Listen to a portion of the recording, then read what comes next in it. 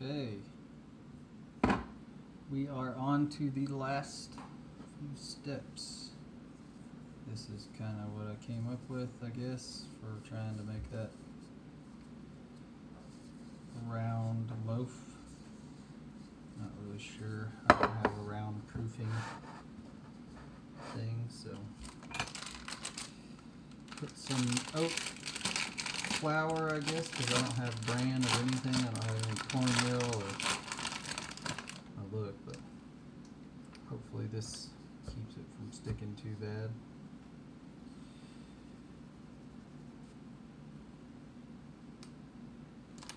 Let's see what we're working with.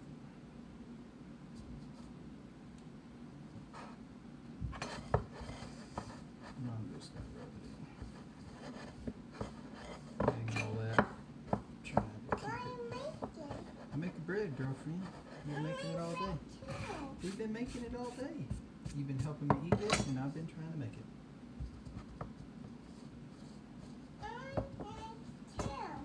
Okay. Alright, well, I'm not sure about that, but my other. Oh, it's dry. It's right there.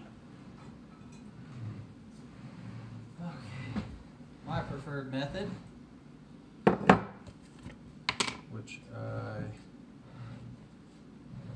put a generous amount of coconut oil into every bit of. I've done it without it and it sticks really bad. So, the oven, I just pulled the dough out of the oven and started it at 450, so it's preheating right now.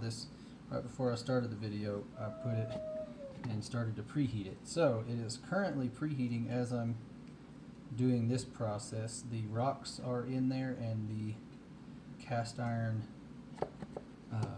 that I'm going to do one of the loaves. So I'm going to do one loaf with this, I'm going to do one round loaf to see how that works out. But anyway, so I wanted to show you both processes. One for if you decide to get this. This, in my opinion, is easier because I'm just going to split mine down the middle, put half of it in here, and then this can proof and go in the oven just like this. Your process with the round one is going to be something like this, where you keep it from sticking to this and make a round loaf. It proofs in this, and then you have to transfer it over to the hot cast iron from here. So the process is flouring this or putting cornmeal here, and then when it's done proofing, you spread more cornmeal on top so that when you flop it out on top of, patience please, when you flop it out into the cast iron, it doesn't stick to the cast iron. So this, in my opinion, is easier because it still sticks a little bit, but it's not as bad, or it's not difficult. So anyway, I'm going to do this one first, and then I'll attempt the round one. And I'll show you my process for, and this thing got huge. I'll show you my process for, see what I got here. Where is the dough? Alright, so I don't usually wipe this table with anything to keep it from sticking, but I think because with the round one that I'm going to have to do it. So I just took some of the coconut oil there, and I'm just rubbing it on the table to keep it from sticking. Well, I turned it out on here. That's dough, girlfriend. Alright, a little bit of coconut oil on my fingers, and I'm going to get my, there it is.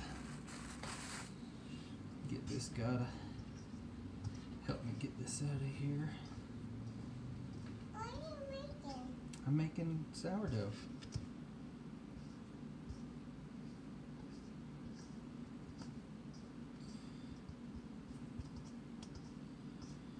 I've watched some stuff on how to do the round, and they like roll it around in their hands like this, and it's with this high of a hydration dough.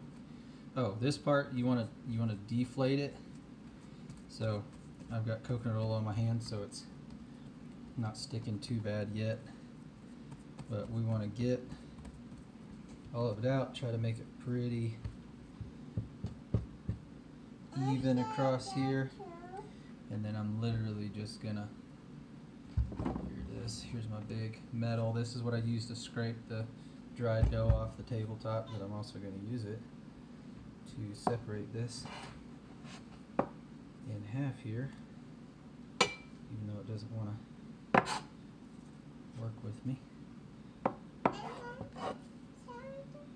Yep.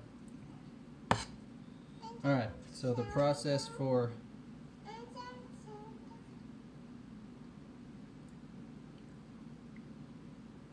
Alright, so this will be my round one that I'm pushing away, and I'll show you the process for making this one, the bread pan here. Watch out, please. So I'm trying to make kind of a rectangle, and on the top you do a triangle together. So you pull out on the top edges and you bring a triangle together, and then stop, please. And go find Rue. So what I'm doing is, because it's so wet, you have to go pretty fast. But I'm folding under, I'm stretching, and I'm turning in. Then I'm going to come back in with my hands again. I'm stretching, and I'm rolling. Stretch, roll, stretch, roll. And then I'm going to pick it up real quick and do one last roll. And then the edges, like the corners, I'm just folding it under to all meet in the middle. Same on this end, folding it under.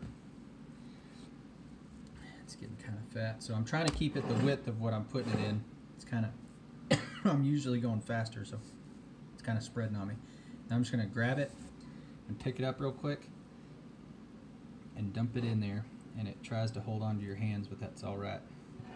So it ends up just going in there. And then I'm going to cover that with a towel. I'm going to go stick it on the stove because, you know, it's still winter.